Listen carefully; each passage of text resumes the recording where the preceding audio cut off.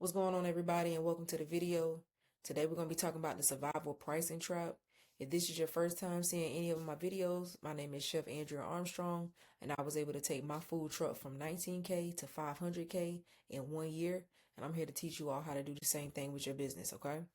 So we're going to go ahead and get right into it. See about this. Here we go.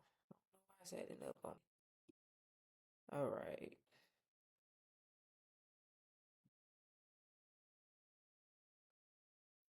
So with us talking about the survival pricing trap today, I'm really going to talk about I'm really going to talk about how, people, we tend to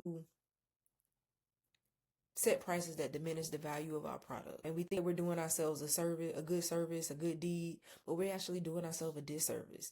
Most people don't understand that the way you price your items, that is the way that customers value your business. So I run into a lot of food truck owners who are constantly like, yeah, I set my prices low. That way everybody can taste my food. And then once everybody starts tasting my food and they come in, then I'll set my prices high enough. But when you do something like that, you're really teaching your customers how to use and abuse you. You know what I mean? You're teaching your customers how to use and abuse you, how to get over on you. And what you're really demonstrating to the customers is that you don't feel that your product is of good quality. Now, of course, when you put a product out there, you feel like your product is good quality. I hope you do.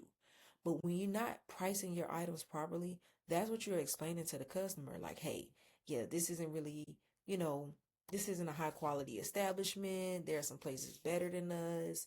We really don't have high value for ourselves over here. And that's what the survival pricing trap is about, that we're going to talk about today, because I want to get you guys up out of that. I want to get you guys to the point where you're pricing your products accordingly. And it's not just about the customers too. You're losing money.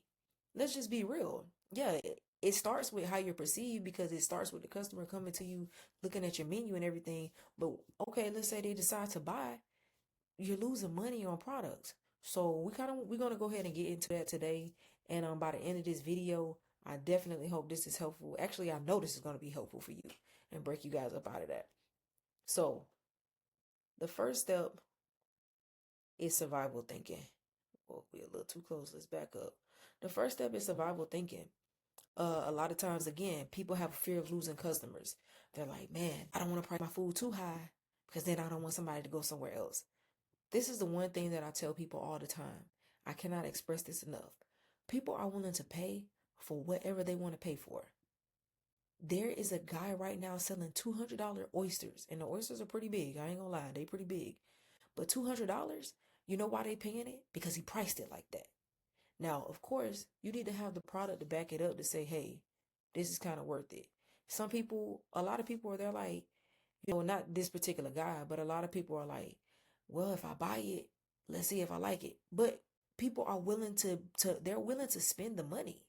You know what I mean? And it's definitely a plus if your food is good enough to back it up. Then after that, it doesn't matter what the price is. People are gonna continue to buy it, and they're gonna tell other people about it.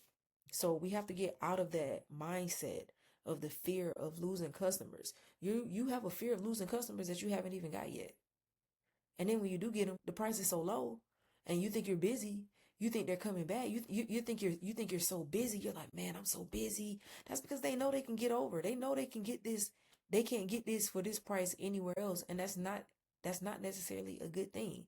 And remember, being busy doesn't always end up being profitable. Just because you're busy does not mean you're profitable. A lot of people are busy and they're like, the profits at the end of the month, we're in the red. One of the reasons is because you're not pricing your items good enough, because you have a fear of losing customers. Then you have emotional pricing. Emotional pricing, that kind of comes down to like, well, people usually pay $20 for this. I think $20 is a good price. We're in the days where $20 plates are gone. The way that groceries are set up, and the way that they're so high, there's no way that anybody, unless you're selling possibly baked goods, but if you're selling hot plates, there's no reason why. Even if you're selling cold plates, I really don't care. Groceries is groceries. There's no reason why You should be selling $20 plates in your food truck, on your food establishment.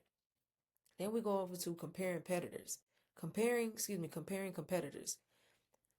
You need to be pricing based on your numbers. You don't need to be pricing based on what Jack and Mary are selling their wings for because you got a 6-piece wing too. They selling their 6-piece wings and fries, or they're selling their steak dinner for $25. I should sell mine for $25. That's not how it works. You find out how much you find out your cost of goods. You find out what's your profit margin. You set your profit margin. You know your numbers. Know your numbers. Know your numbers. Know your numbers. I cannot express that enough. Know your numbers. Do not compare to the competitors, because 9 times out of 10, you comparing yourself to someone who don't know their numbers either. So now all of y'all don't know your numbers. You know what I mean? Now all of you don't know your numbers. It doesn't make sense. So then desperate for volume. Again, busy doesn't always mean profitable. So if you're trying to set your prices low, thinking that you're going to be busy, you're going to be busy, but then eventually you're going to find yourself working for nothing. That's not where we want you to be. All right. So we're going to move down, because when you're in that survival thinking, now you're underpricing. Underpricing. What happens when you're underpricing? You got low margins. You're wondering why you're not making the amount of money that you're supposed to be making off of this certain item. Well, because you were in survival thinking, and survival thinking leads to underpricing. Now you start to think, well, I need more customers. That's the number one thing. A lot of people think they need more customers, and they don't need more customers. You ever heard the concept of, like, if you get somebody could give you $500,000 right now, but if you don't know how to manage $5,000, how are you going to manage $500,000? It's the same type of concept. If you can't manage 100 customers and make a good profit and have your numbers together for those 100 customers, what makes you think that you're gonna have those numbers together and make more money with 1,000 customers? You gotta understand that. That's why people are like, we made our biggest month last month. We had our biggest month in sales, but the profits didn't move, because the issue is not selling the food. The issue is the pricing of the food that you're selling. So now more orders required. So you think you need more people coming in, which is not the case. Now you're working longer hours because you're trying to expand. You're trying to expand the amount of time that the truck is open, so you can you can scrap up every little customer that comes by. And what you end up doing with that, yeah, you may get a couple customers that are like, oh, you're open at this time now. You open a little earlier, I can have it for lunch. You're open a little later, I can have it for dinner. But it still doesn't add up and equate to the utility costs, to the labor costs that you've now accumulated because you're open longer hours. And then you have operational pressure. Now, operational pressure is the complete worst, because with all of these things that we just talked about, from the survival price to the lower margins, to the more orders required, the longer hours, all of those things are piling on top, creating operational pressure to where sometimes you feel like you're just going to fall apart. Everything is slowly cracking, the foundation is breaking, and it definitely does not have to be that way. It doesn't have to be that way. And I know a lot of businesses that are in that opportunity, that are in that issue right now. And that is what happens when you come on with me to be a client. We go in and we figure out that operational pressure. We figure out what's going on, and we start setting things straight for you, so you have some breathing room, and then you're able to start working towards your goal, the goal of your food establishment, and now you're able to see your profits. So we're going to go over to the hidden operational consequences. These are the things that are behind the scenes. These are the things that nobody really knows, because on the outside, people are like, man, they're busy. They must be doing good. On the inside, this is where, like, this is how it's really going down for the operators. You have operator exhaustion. Think about everything that we already talked about. We got more to speak about, but think about everything that we've already spoken about. it's easy for the customers. I mean, it's easy for your workers to come in and just work one station, do one thing. But we all know in the business that everything falls back on on the CEO. Everything falls back on the owner of the business. Everything falls back on the operator, the owner operator of the establishment. So now we have owner exhaustion. We have burnout, which is something that I'm completely against. We have staffing limitations. Before I get too far on myself, let's go back to that burnout and owner exhaustion. You don't have the proper systems in place. If you're experiencing burnout and owner exhaustion, you don't have the proper systems in place. And that systems can range from anywhere to staffing, knowing your numbers, having your SOPs, having your checklist, having a forecast, having a game plan, tracking your waste, and so many other things. When you don't have a system, this is where the stress tends to shine. Staffing limitation. Now all of a sudden, you're feeling like you can't run the staff like you need to. You gotta do it on your own, because if you do it on your own, then you're able to save on labor, which means you're able to make more money. I tell clients all the time, saving on labor. First of all, we all need to save on labor. If you want to, saving on labor is a great thing if you're playing it smart. It is not smart to save on labor if you are going to put yourself in a predicament to work 10 times harder. That just doesn't make any sense to me. It doesn't make any sense for the system. Slower growth, because you're not operating at your full capacity as the owner. Everything is starting to slow down. You know what they say? It starts at the head of the snake. If the head of the snake isn't all right, the body will follow. Resentment towards the business. Now you feel like giving up. Now you feel like the money isn't being made enough. Now you feel like, I don't know if I can keep going with this. But you can. You definitely can if you get those systems in place. So now, how do we break this cycle? How do we break this pricing trap? How do we get out of that owner exhaustion? How do we get out of that burnout? How do we get to understanding our numbers and knowing our profit and being happy and getting ready to scale and expand our business? Pricing is communications. This is where it starts at. Customers feel uncertainty. Weak positioning, discount expectations, low perceived value.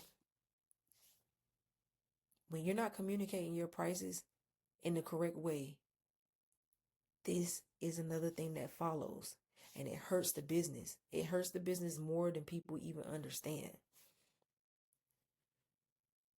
But now, when we're trying to break out of that cycle, when we're trying to keep our money, when we're trying to have our profits, when we're trying to go up, when we're trying to move out of that owner operator, we're trying to move from that operator to that owner, we have intentional position. This is going to be very, very important, guys. I hope you guys are paying attention. Intentional position. You got your confidence. You know we love confidence. When you have the confidence on you, the confidence shines like nobody else. You have aligned pricing. That means that everything is priced for a reason. Too many times I talk to customers and I say, okay, why is that price? Why is that priced like that? And they say, it just seemed like it should be like that. That's not aligned pricing. Aligned pricing is knowing this is how much it costs. This is how much this is the minimum amount I can sell it for. This is what I'm willing to sell it for. I'm going to say that one more time. This is how much it costs. This is this is the minimum amount I can sell it for to make a decent profit. Well, to make a decent profit. This is what I'm able to sell it for. Due to that perceived value, due to the quality of it being so great, due to it probably being a rare find. All of these things mix in. Once you have intentional positioning, you have your confidence, you have your aligned pricing, you create a stronger brand identity. Now people are associating you. Remember in the beginning when we spoke, I said when your pricing is low, your pricing is weak, people are associating you with, well, you're actually telling the customers, I'm not a high quality brand. I'm not a high quality brand. My food is cheap. You never want to have somebody say, "Oh yeah, it's a cheap spot. They good, but they cheap." You don't want to have customers refer to you like that. You want to have that confidence. You want to have that aligned pricing. That way you have a strong identity brand. That's what we want. And once you have those three things in place, now you have the the premium customer experience. Because that's what it is. We don't want to be a cheap brand. You are not a cheap brand. You are a valuable brand. And you should be treated as such, but more importantly, you should present yourself as such. Now, what happens from that? This is the total opposite of what we were looking at before. Now you have operational stability. Now you have stronger margins. You're making money now. You get money in your pocket now. You have stronger margins, cleaner operations. You're not stressed. There's no more staffing limitations. There's no more owner exhaustion. There's no more of that feeling like you want to give up, feeling like you're a hamster on a wheel. You have predictable growth now. You're able to set forecasts. You know what the prep is looking like. Aces in their places. Everybody knows what's going on in the business. Everybody knows what their position is inside of your business. More importantly, you know what's going on and what everyone's position is in your business. You do not want somebody coming to you and asking you questions, simple questions about your business, and you don't know the answers because you didn't take down to put in the clean operations. You got the predictable growth, like we said, and now you have the ultimate operational freedom. Congratulations. That is what we're working towards. We want operational freedoms. Now, with operational freedom, what does that mean? That means that the business does not rely on you. There is no owner dependency. You do not have to be there for the business to run. You can afford to take days off. You have people who have responsibilities that are able to run your business without you being there. And now you can focus on other things like scaling to a second food truck, scaling to that brick and mortar. Maybe you're at a second food truck and you're able to scale to a third, because don't get things twisted out there. There are people who are running 2 and 3 food trucks that are still having these same operational issues. People think because we're growing, we have more than one truck, we have more than one restaurant, we might be doing great till you hear about it shutting down. And that's not what we want, because your product is important, you are important, your business is important. It's important for you to have all of these things in place so you can have that operational freedom. So we went from survival thinking, underpricing, hidden operational consequences, to shifting to now understanding why pricing is communication.